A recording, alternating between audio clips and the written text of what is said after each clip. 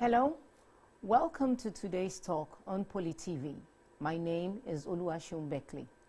On the program today, we have a guest, Mr. Babatunde Opeyemi Emmanuel, a H&D 2 student of taxation at Polytechnic Ilaro. Welcome to the program. Please introduce yourself.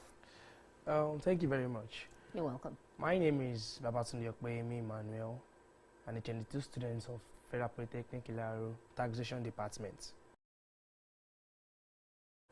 And also the National President of Association of Nigeria Taxation Students, ANTAS. Okay, all right. And also the President of Taxation Department, Federal Polytechnic. Newly appointed. Ilaro chapter. Okay. So tell us more about the nomination. What's it like? As in the appointment that you're given, what's it like? The new appointments on fiscal policy and tax reform is just the committee is set up to curb some tax evasion and avoidance, and also to basically the committee is for one revenue mobilization, tax and non-tax, and the second one is government spending, and lastly government debt. So those are the three things the committee is set up, and it is set up by the president of the country. There is President Bola Ahmed Tinubu, and the chairman is Mr. Taiwo Idele. Is the chairman of the committee for presidential fiscal policy and tax reform of Nigeria. Okay, so when were you appointed?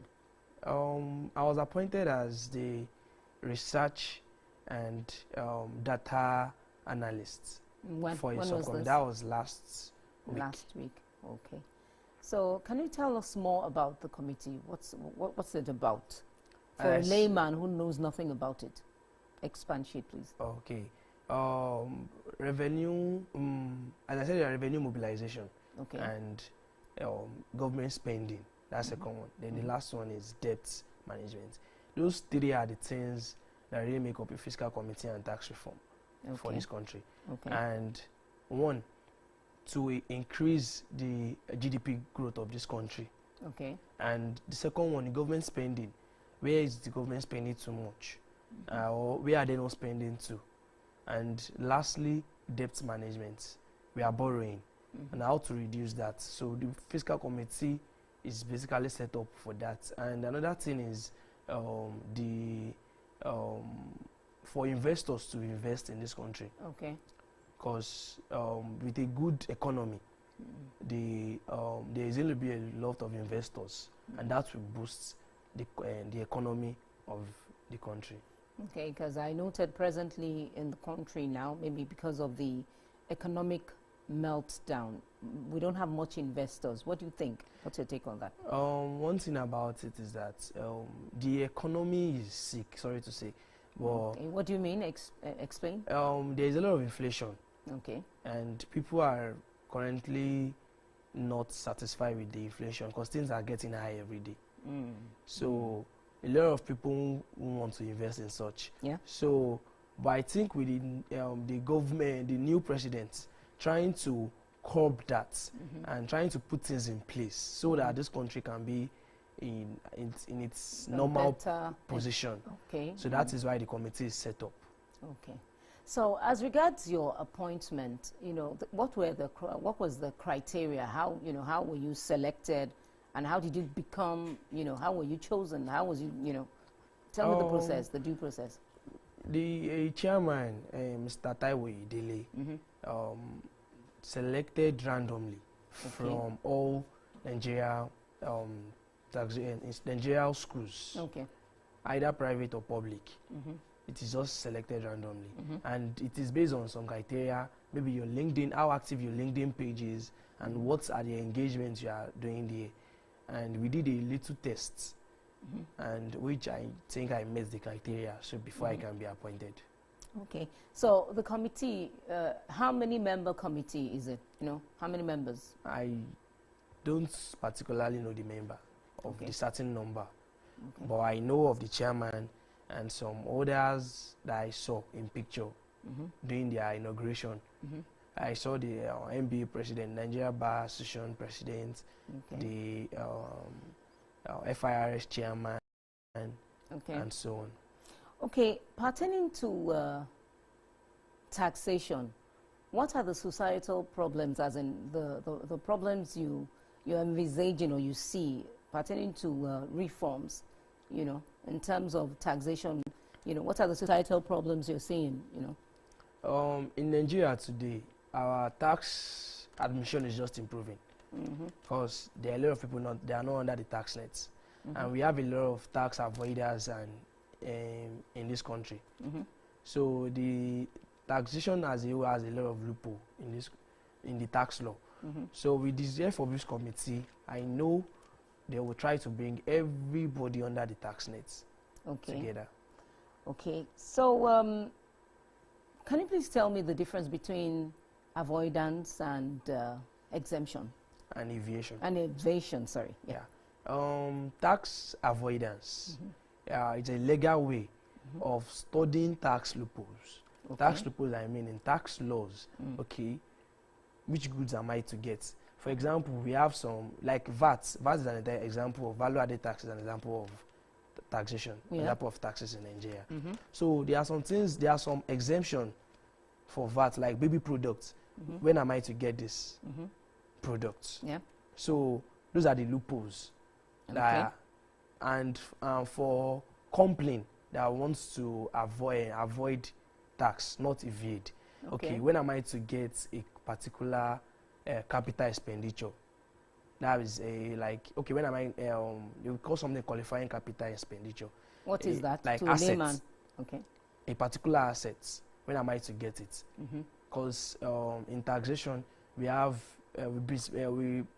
particularly based on period, a certain period to a period to give you allowances. Okay. So as a normal tax expert or a company, you have to check, okay, when am I to get a particular asset?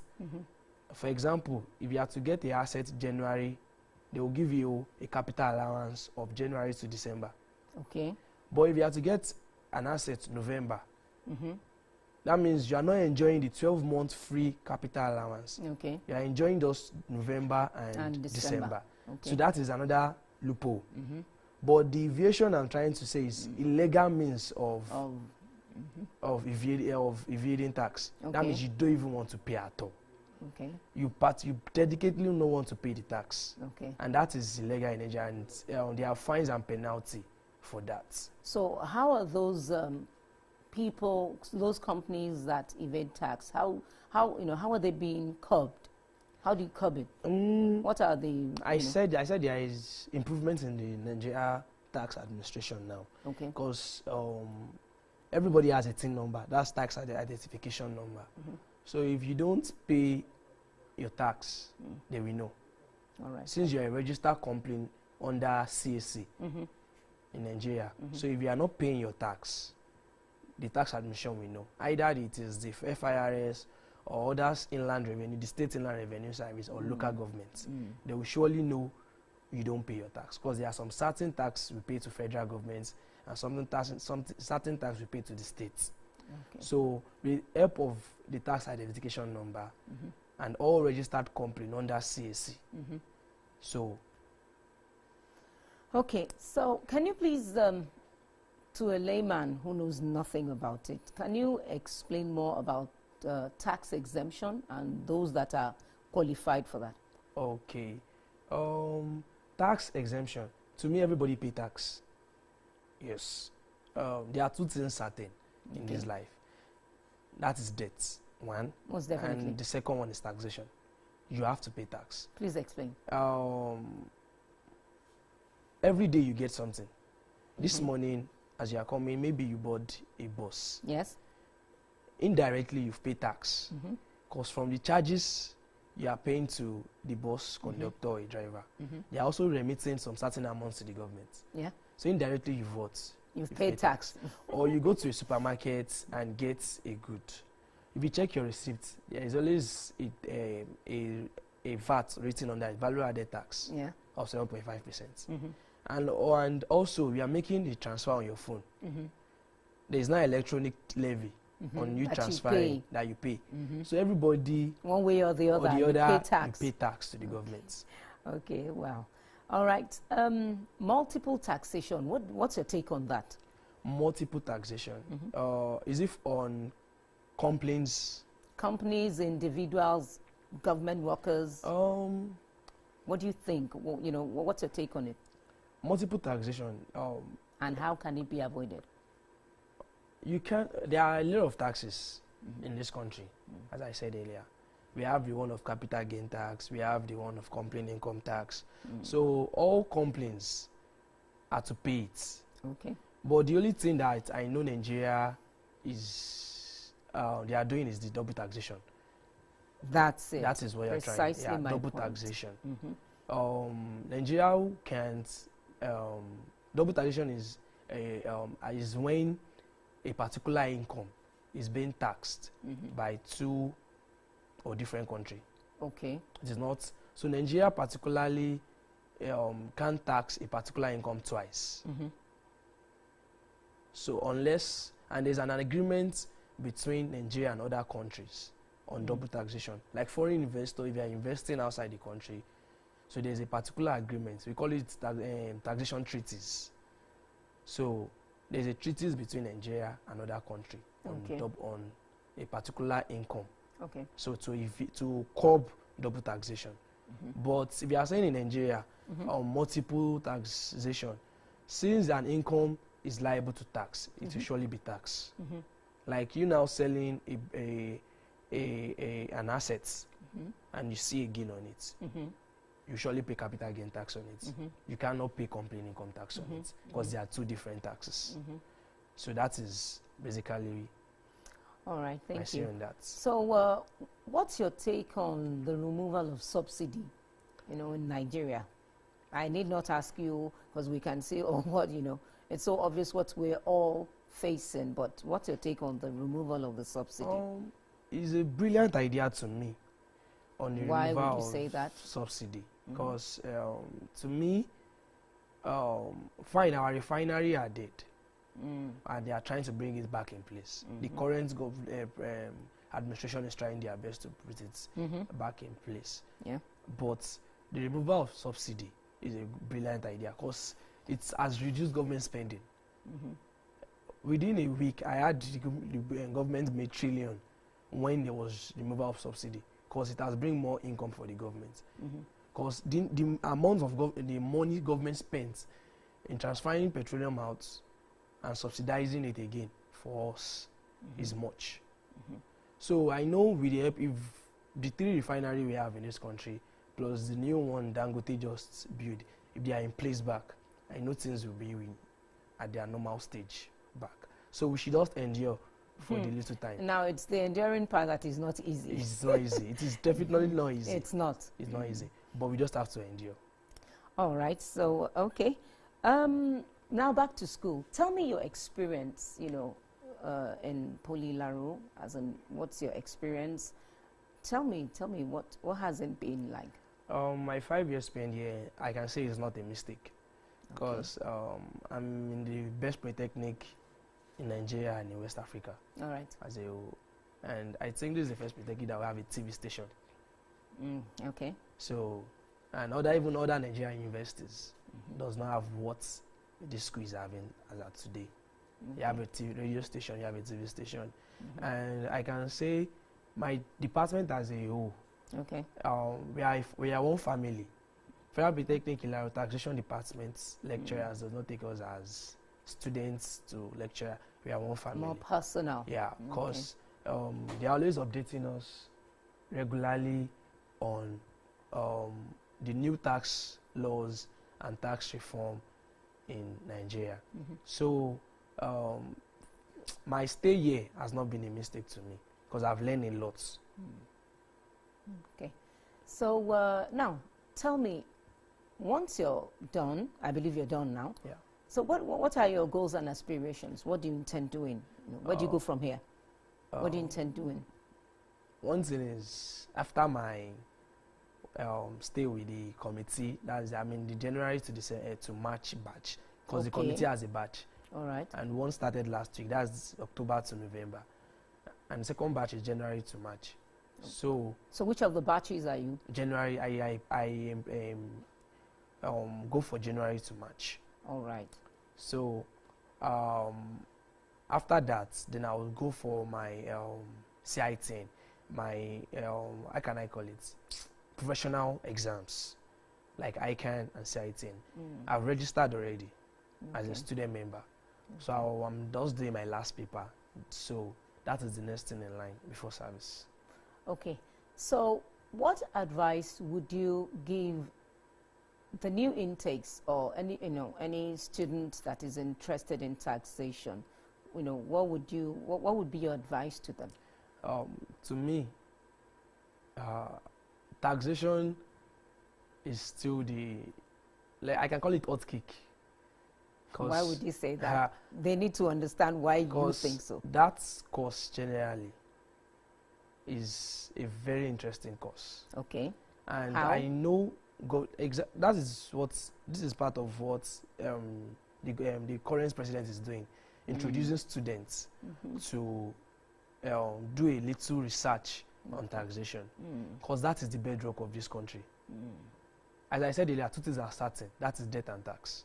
Most definitely. And that today, is if a country wants development. Yes, and today we have a little tax experts. It's the accountants that are always studying tax. But now we have real taxation students.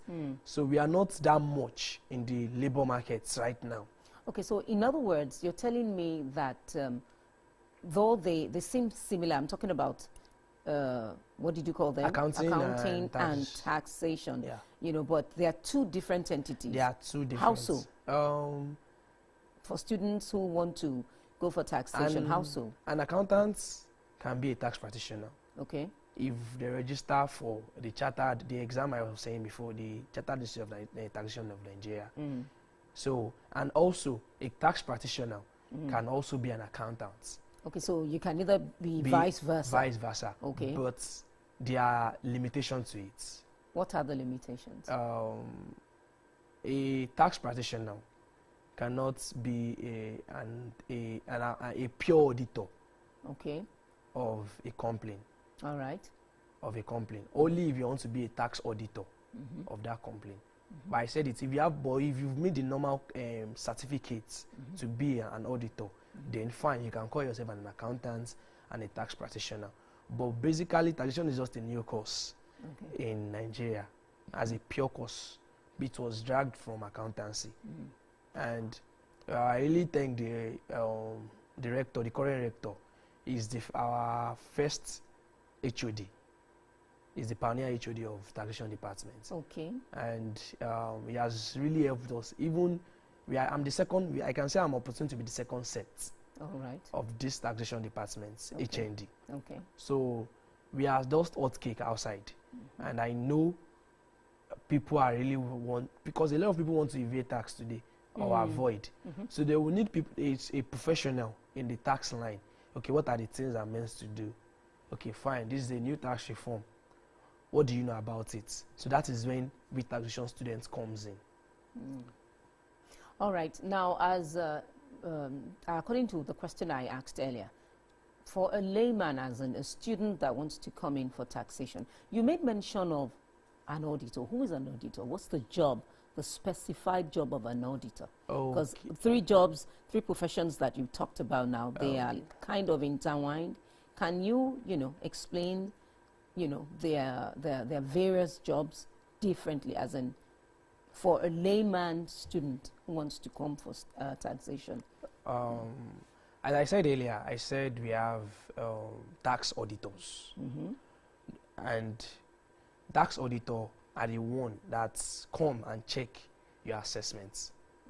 They are not here to, their intention is not for them to check if you are evading tax. They are just to check, okay, have you made the necessary criteria of this particular year? Or have you paid your tax? So they check and balance your accounts. All right.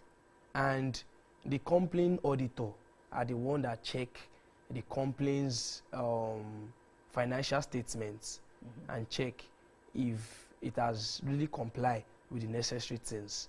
And sometimes they check if there are fraudulent activities in the complaint. Okay. So. All right. So, what else would you? What other advice would you want to give as a tax expert? One thing about it is I'm not a tax expert. Yeah, but you're on the route already. Yeah. I'm just still a student of taxation, so I'm learning every day. One thing about it is you have to be updated about tax, because things might change anytime. So laws are being reviewed all the time. Yeah, so you have to be updated every time, and it's a very interesting course. Okay, how so? Taxation is interesting because we have a lot of taxes. You just check. Are we meant to tax this? You understand? So taxation is a very interesting course. All right. So thank you so much, Mr. Babatunde Opeyemi Emmanuel, for coming on today's program.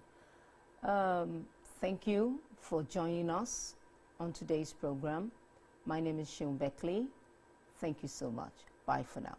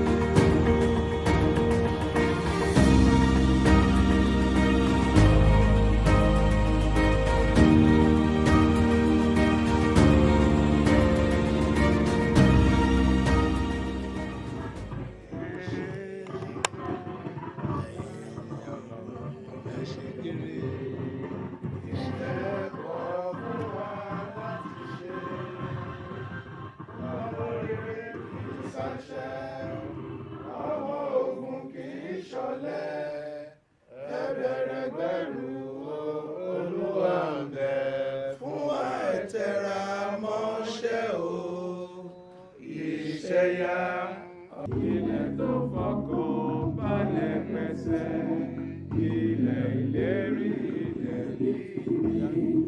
Òkùnkùn kò sí mọ́ lórí ìwà kádùrá ṣinṣin.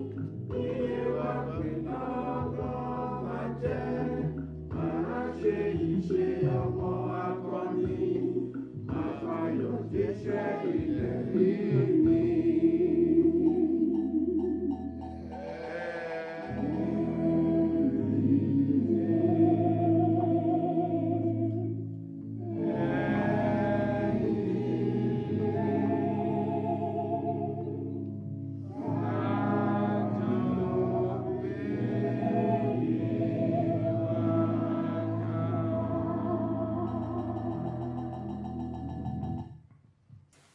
I'm not president of the Federal Council. We have a president of the Board of Trustees, and that's Kabesi Ilaro. I'm only chairman of the council. So just for correction. Well, it's almost afternoon. Ladies and gentlemen, I want to stand on the existing protocol so that I don't take more time. I want to welcome us all to today's event. As had been mentioned earlier on, this event ran into some hitches because of what's going on in Abeokuta currently. It was only yesterday that we learned that the governor has slated the swearing-in of the commissioners for today, and most of the people that should have been here are to be diverted there. All the officials of the government ministries also who are supposed to be interested in what we're discussing here today could not make it because they had to really be on standby there. So that's why we slowed down a little bit to be able to see if they can get it, but then we can't wait indefinitely. We have to just move on. So we apologize for those who have been here much earlier, and for but then those of us here, if you look at the quality of representation here, it's quite high. We have our referred elder here who represents the political class, and is enough for the political class. So whatever he tells them, for what he picks up and tell them will be enough for that class. We have all those that have been in members of member groups of the YPDC that are still here, and we have our lecturers for today. One of them is being sworn in here today also. That's Mr. Olabinton. He's supposed to be one of the speakers here today, but he has to be sworn in, and so there's no way we can take him out from there to us. But whatever it is, the main paper for today is that to be given by the Dawn Commission, and it's my pleasure to welcome Mr. Dr. Dayo Ileye to Ilaro and to Yeweland, and we're looking forward to that paper and that discussion to be the one that will catapult us into the other discussion that we shall be having. But before I move on further, I think the one that I feel so much enthused about is the presence of Dr. Abayomi Oluyomi here today. In spite of his busy schedule in Lagos, as a commissioner for finance in Lagos State, you know what that means. He has been able to honor us and lead that because he wants to be committed to Yeweland, and we simply appreciate that.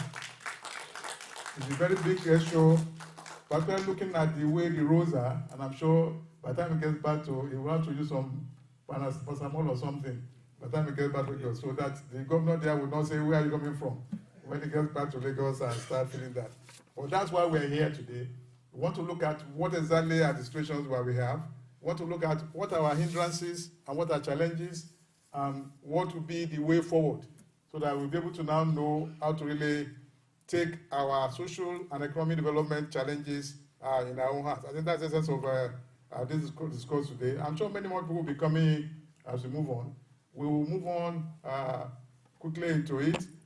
I want to say that the Iwapu Development Council is a conglomerate of many organizations. We are not just, we don't have individuals as members of the council. It's an aggregation of all the pan-Yewa development organizations that exist right now. So we just form a council of all organizations to be able to channel all the activities so that we can really coordinate the development pattern, and they can be showing, because if individuals keep doing them piecemeal, we may not be able to achieve much. But if you all gather together and say, these are what we want to target, we're able to do that. That's why we're looking forward to this summit, to give us a way forward as to where to commence, how to move on, so that in about 5-10 years' time, we can measure what our development pattern will be and how we are. I think on that note, without preempting what will be discussed, let me very specially welcome also all, particularly the chairman of this event, Reverend Shola Ladipo Ajayi. He was the former MD of Lasako, so the Commissioner for Finance and him will be related, because Lasako is a Lagos State company. He retired as the MD of Lasako, and he had taken up the assignment to serve the Christian community, and is the provost of the cafeteria in Ilaro here.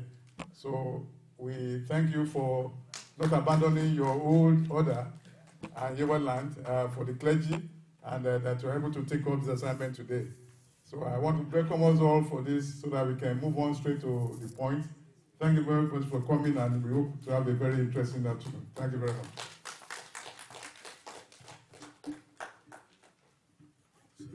Thank you very much, sir. The chairman, Yewa People's Development Council. Permit me to also introduce to you especially Professor Funke Akinku-Olere. Professor Akinku-Olere was the immediate past director of Ogitech Igbesa. You're welcome, madam.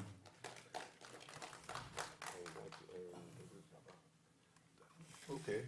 We also have here the #1 youth in Ogun State, and that is our own brother, the president of the Ogun State Youth Council. Is that the correct appellation? Okay, you're welcome. Comrade Jabbar Ayelagbe. Yes. We quickly go to the next thing on the program. I invite Venerable Olushola Ladipo Ajayi, the chairman of this occasion, to give his brief remarks. Thank you very much. The chairman of the YPDC, elders, my principal, that is the Commissioner for Finance of Lagos, was my supervising commissioner when I was in office. And since the office is a continuum, I still regard him as my principal. Good day, Honorable Commissioner, because I don't know what time it is now. For deeming it fit to call me out from the pulpit to come and be the chairperson of today. I wholeheartedly embrace the opportunity because Iwa land is something after my heart. And that was why I gave myself to come and serve in Yewa. I was actually very well placed in the Lagos Diocese of the Church of Nigeria Anglican Communion. I was attending the Church of Resurrection at Victoria Island. My sister was the nursing sister at the General Hospital Ilaro in 1970. So I used to look forward to seeing the rice fields from Ibeshe to Ilaro. There was a rice mill at Ibeshe that I believed worked 24/7 because there was no single time I passed in front of that mill that it was idle. It was always beep, beep, beep, beep, beep, beep, beep. And my sister told us that it was the only rice mill that was servicing the whole of the area. So it was always busy. But today, you don't see anything. There has been a disconnect in the development of our traditional industry. The agricultural industry is a mega mass employer of labor. But we didn't develop it. I don't know how we got everything wrong. Because our traditional education does not provide for unemployment. Everybody in African traditional education system is always employed. When I was a priest in my village not too long ago, everybody you saw was Iya Oni something, Iya Oniyo, Iya Elepo, Iya Lata, Iya Ilaro, Iya Olumi. Everybody was engaged. Nobody was idle. But now, everything has gone down the drain. So that's why I'm very interested in listening to what our guest speaker would like to say, because we are totally disadvantaged by virtue of our geographical location, and that is our proximity to the border, which makes every young person a smuggler. They don't want to go to school. I've had the opportunity of doing a study on moral decadence among youths in Ilaro for the church. And what I found out was very alarming. It is in Yewa now that I understand that teachers cannot afford to discipline children.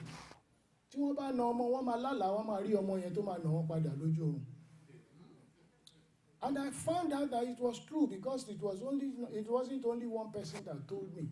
There were 2 or 3 or 4 teachers, both male and female, who confirmed that that was the position. So today, see no evil, hear no evil. How do you attain high standard when you do that. I was alarmed at the level of moral decadence. And for somebody who claims to be a priest and works with young people, I was so ignorant of many things. The easy way with which they handle drugs, even in the presence of parents, you would not know they are passing drugs. You will only think they are passing Coca-Cola or whatever, and they have all sorts of names. So it's a major problem, and I'm glad that the president of the youth is here. You are our future. We need to harness you. Ready, met. I just marvel. Bluetooth by ready, met. Line in. By Sunday, 22nd of October, I will be 67 years old. But it looks like I have only spent 6 months on earth. There is a very short transition between youth and adulthood. And if we don't get them right at that level, then we will miss it. If they just can't be put online, we will miss it. So when we are talking about the economic summit of Yewaland, we must look at the preparedness of our youths, how they are able to run along with the programs that we are going to lay ahead for them. It is very, very important.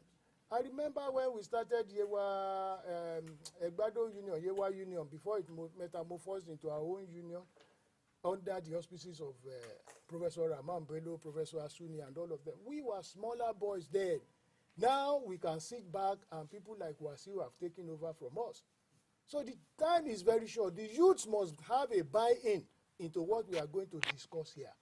And I hope that will be the position in the name of Jesus. Now, we need to, since I became the dean of the cathedral, I've had to live in Ilaro permanently. But one thing that I have never gotten used to is the fact that Ilaro is perpetually in darkness. Yeah, there is low supply of electricity everywhere, but here it is total darkness. In the last 6 days now, there is no light. And there is nothing we can do economically if there is no power supply. Well, we know that the road networks are bad, but they should help us and remember us to make us economically viable, even for our rural economy to develop. We don't need mega roads. We don't need multiple lanes. Even if they are just 2 lanes, make them walkable. My father retired in 1961 as the station master in Idogo. Idogo was a very small village, but it was well known all over because it was a terminus.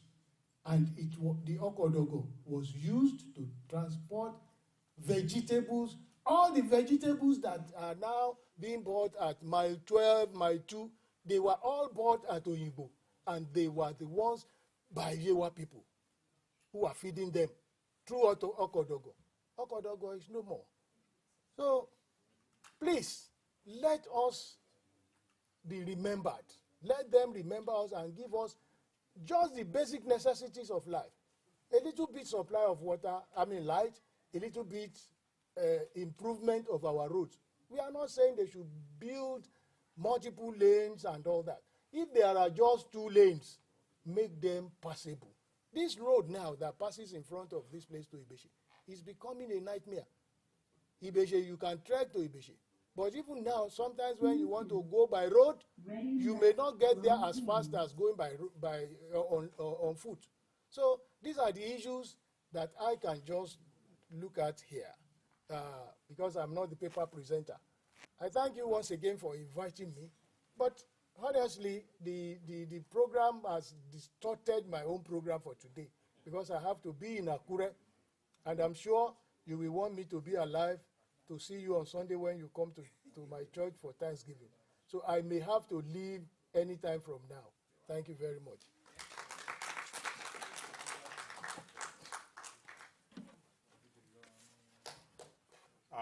Sometimes ago, we were having pipeline vandalization, across the country. And an investigation was conducted as to why those pipelines were being vandalized. In the course of that investigation, it was discovered that anytime we want to have good things coming from the government, they will tell you it's in the pipeline. Any meaningful thing coming up, they will tell you it's in the pipeline. And so these people, just believe that all these millions of dollars, millions of naira must be stocked somewhere in the pipeline. And that was the reason why they were vandalizing unfortunately, they vandalized the whole thing and they could not get anything. I just want to believe that the railway thing that the chairman talked about, the industrialization projects and the electricity supply to Ilaro would not be one of those things that are still in the pipeline. So on this note, I forgot to introduce the representative of the second speaker, Mr. Olaolu Olabinton, who's been sworn in as a commissioner in Abeokuta now. He's here, he's been represented here by Alhaji Ajani Elegbede, a retired principal. You're welcome. So,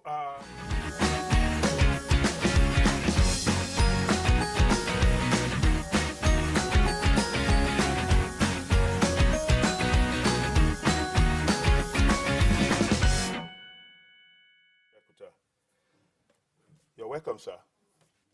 So let me quickly invite the keynote speaker. Oh, sorry, before then, we want to have a goodwill message from the Honorable Commissioner for Finance, Lagos State, our brother Otumba Abayomi Oluyomi. You're welcome, sir. Yes. Good afternoon, everyone.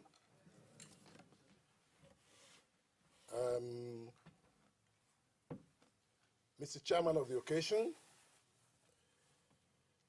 I have, where we come from, we just have to follow the protocol. That's the way we are trained. So just permit me to go through that protocol. The chairman of this significant occasion, and of course the chairman, Yewa Land Economic Summit, I think that's Dr. Morakinyo Oloyede. The Board of Trustees, Yewa People Development Council, the Director General of DON, Development Agenda for Western Nigeria, Mr. Sheye Oyelaye. Every other distinguished guest that has been invited to this occasion. I don't know whether we have any other government functionaries present. Members of the press, distinguished ladies and gentlemen. Let me say good afternoon to you once again. Well, just briefly, let me just go through my small speech. I hereby express my deepest gratitude and appreciation to the organizers of the Yewa Economic Summit. I'm highly honored and delighted to be here on this epochal and historic occasion and gathering of distinguished personalities. The theme of this year's Economic Summit, Reinvigorating Yewa Land Economic Development Agenda from Vision to Reality, is very timely. It is transformative and it is very stimulating. The time is now for the sons and daughters of Yewa Land to collectively stand up and rewrite their stories to a story of hope, a story of encouragement, and a story of growth. Mr. Sheye Oyelaye, the DG of DON, comes with deep and extensive knowledge and experience necessary to justifiably address the theme of this economic summit. I am eager to listen to him, to learn from him, and I hope every one of us who are ready to learn from him as well. The current global realities that has been compounded by the twin effects of domestic occurrence, particularly the adjustments of the fuel prices and the exchange rate unification, has resulted in several existential issues, because daily living has become very unbearable to our people. to so many people. Having said that, let me give a little intro into what I call relatable perspectives. But what does that mean? What I'm trying to say is that I want to bring the perspective of what has happened in Lagos, how Lagos started and has gotten to where it is now. Let me also relate that to what we are doing here right now in Yewa land. Number one, Yewa land has very huge potential of young and growing population. The chairman mentioned that the population has become somehow very, very skewed, but it's a potential which we can harness. Right now it has a lot of negativity, but we can turn that around to positivity. And we also have abundant natural resources. But when you look at Yewa land is very rural and is very, very agrarian. But what is the reason for this ruralness of Yewa land? The first reason, basically, which is one of the things I will also say briefly today, is citizens' detachment, remoteness, and attention to Yewa land. Our citizens are detached. Our citizens are not connected. In fact, let me say our citizens are not interested in Yewa land. And when I say that, with every sense of responsibility, there are people who are interested. But when I say our citizens, I don't mean everybody. You know, there are always exceptions to every rule. But I believe that a lot of us are not interested into what is going on in Yewa land. Then the second reason why we are still that very rural, if you go around, Ilaro is supposed to be our biggest town. Let me even call it city. But go around Ilaro and see. Ilaro is a representation of what you see all over the Yewa land. It's very, very rural. The second is the cumulative effect of long-term lack of attention and neglect by successful governments. Even though we are not going to keep on giving that excuse, but we know clearly that Yewa land has been neglected for a very long time. But today, we are having an economic summit. And economic planning is a veritable tool for cultivating citizens' participation in development. When you look at most of these developed cities, even large towns today, you will realize that it has a positive correlation between citizens' participation and the development of those towns. The first question I will ask you is that, do we have vision for Yewa land? And we are going to be listening to an erudite scholar this afternoon. What is the vision of Yewa land? And what is our mission? Basically, our mission should not be too far from eradication of poverty, on one hand, to promote economic growth and infrastructural renewal. I basically believe that there are just 4 areas that we need. If we can eradicate poverty, we can renew the infrastructures. And when I say infrastructure, there are a lot of infrastructure, roads, and all of that. And then, of course, we can also promote our growth. We also need what is called security. Security is very important. I haven't done any study to know the impact of security on the economic development of Yewa land. But I mean, it is a cliche that money follows security. I know for a fact that Yewa people are majorly, one, we are involved in teaching, education. When I say education, teaching. Secondly, subsistence agriculture, and like the chairman mentioned, thirdly, smuggling. That is just, what we do. In the olden days, we have a lot of families engaged in trading, serious trading, but all of those are dying, they are dying out, and they're dying off. Now, let me just give us a little bit of what I think we should be looking at so that I can, grant in the speaker to come and talk. The first thing I believe we will need to do is to build our team in Yewa land. Team Yewa. We need to build our team in Yewa land. We need to encourage our citizens to participate in the affairs of Yewa. We are stronger together. When all of us come together and we begin to pursue a cause, we will definitely get to that destination. I believe that's the first thing. Let us build what I call Team Yewa. And this Team Yewa is togetherness. We are not going to say, okay, we want to build Team Yewa. We say, oh, that one person is Yewa North, I am Yewa South. We cannot build any Team Yewa by all those kind of divisions. Of course, there will be diversity, okay? But that in diversity, we are very, very strong. So first thing I will encourage all of us to take home from today is that let us build a Yewa team. In fact, there is something that we're about to start in my village. Someone did tell me that there is Abeokuta Club or there is Egba Club. There is Ijebu Ode Club. There's no club called Yewa Club. Somebody is saying, why don't we start from there? Let's have what we call Yewa Club. If you go to Ijebu Club during whether Christmas or New Year, you see Sunday they coming to play and all of them will be there. All the Yebu sons and daughters. The same thing, Abeokuta.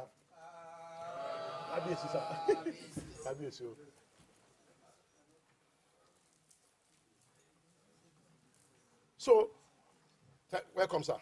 Yes, sir. So, I think we can also start from there.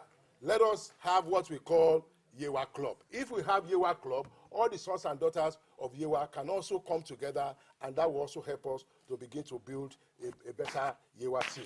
Secondly, let us build our future together. Let us develop our people, develop productivity, and protect the vulnerable. There are a lot of vulnerables in Yewa land, so we need to build our future. I used to hear this from a lot of people.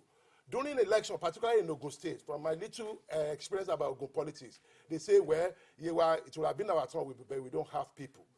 Number one, we do have people, I can say that. But I think maybe they are all saying this because we have also not gathered together to build our future together. Let us build our future together. Let us build our people together. So tomorrow, nobody is going to be telling us that there are no people in Yewa land. Then thirdly, let us build our economy, even though it's agrarian in nature. But we can build our economy. He's going to tell us how we can do that today. One of the ways by which we can do that is to attract a lot of investment.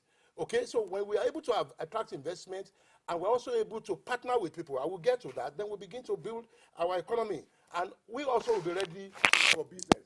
Someone did say that before the vegetables grown in Yewa land are what they used to sell in Lagos. What happened to all of those ones? What has happened? In fact, something bothers me every day I go home. On Saturday morning, I see our young men sitting under trees. When I was growing up, on Saturday night, 10 o'clock, we're on the farm. Nowadays, you see them under different shades sitting down. What has caused all of this? So we need to build Yewa team. We need to build our economy together. We need to build our future together. We need to build a modern Yewa. And let's optimize all the relevant infrastructural support that we can get. And lastly, but not the least, we need to build our partnership. What does partnership mean? Let us engage in intra and inter-ethnic partnership. We cannot do it alone. We need to stretch our hands both globally, domestically or nationally, and internationally. The truth of the matter is they will have a lot of sons and daughters abroad. So let us partner with everybody. Let us partner in Ogun State with the people from Ogun East, with the people from Ogun Central, and in Nigeria with the North, the East, and everywhere. When we partner together and we put all of this together, I believe squarely that Yewa, the sky is just the beginning. It's not even the limit. So that is just the little thing I have for us this afternoon. Once again, I thank you so much for this privilege, invitation extended to me to grace this wonderful occasion. Now, as new stories emerge, because new stories are emerging on a daily basis, as new stories emerge, old stories become replaced. How does this affect the personal stories of Yewa indigenes? With these notes, thank you very much for listening. God bless you. Please, let's put it together once again for our brother, Otumba Abayomi Oriyomi. Yeah, let me go a little into the historical lane. Around, there have not been a good case for development. Immediately after that lecture, we started having community banks in other parts of Yewa land. Then we have the one in Iduroko and the rest like that. Today, we are here again to listen to another motivational speaker. Yes, I'll call him so. Let me introduce or call our attention to the arrival of the paramount ruler, Oba Dr.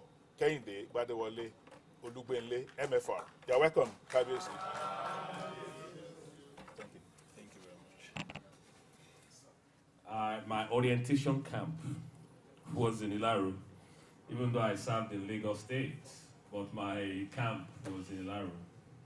That was many moons ago.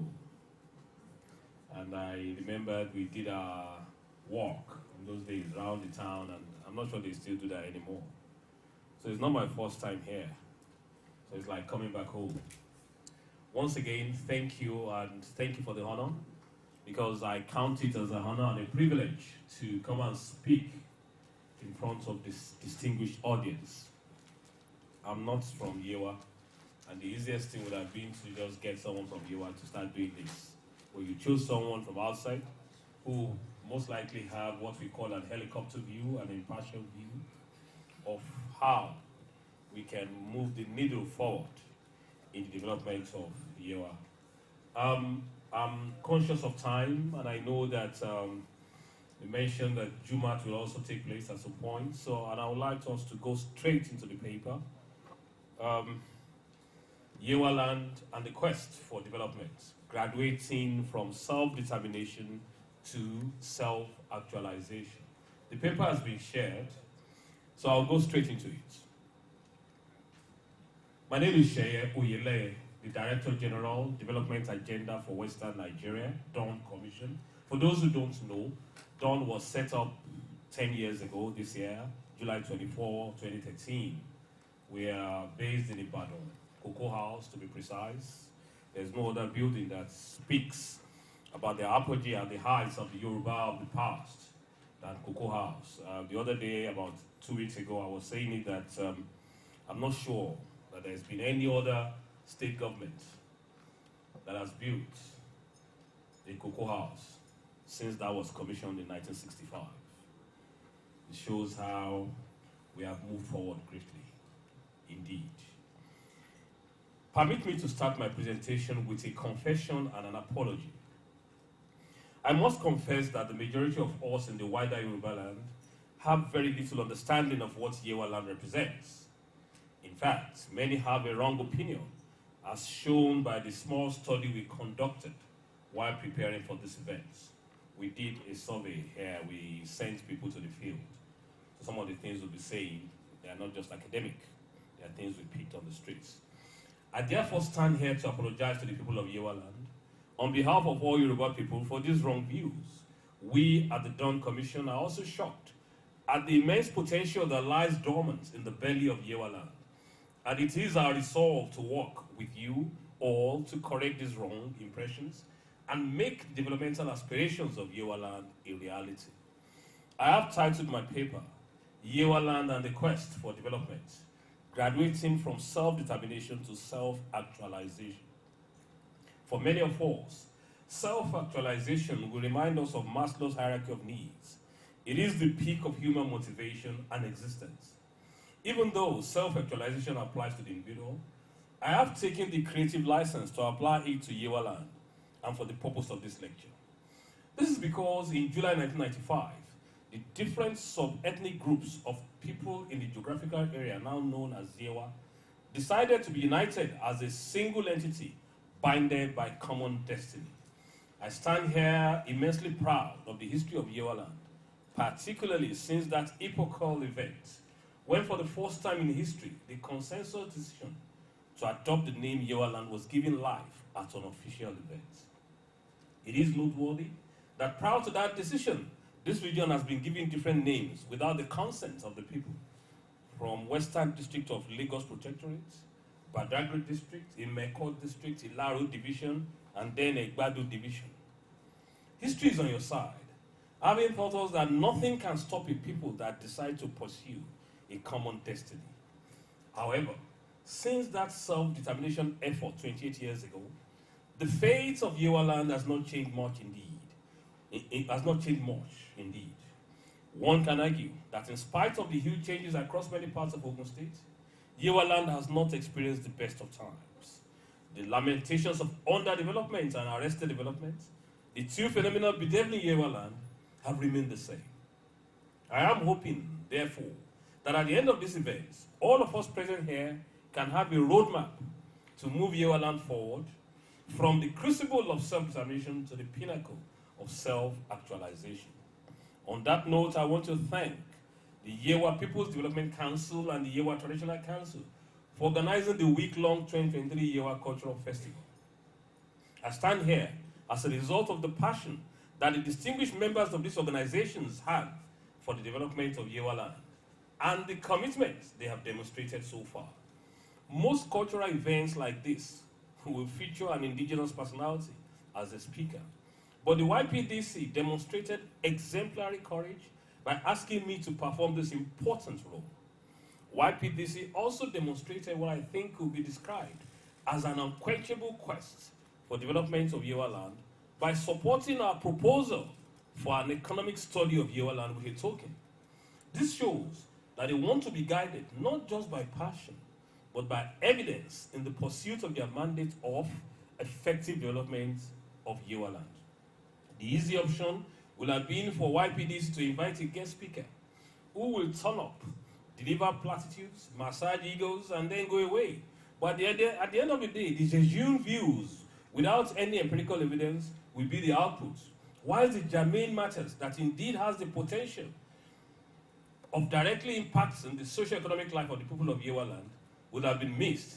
Hence, once again, kudos to the organizers for going down the route of empiricism, whereby all we say today is as a result of knowledge, primarily gathered from those who we are talking about.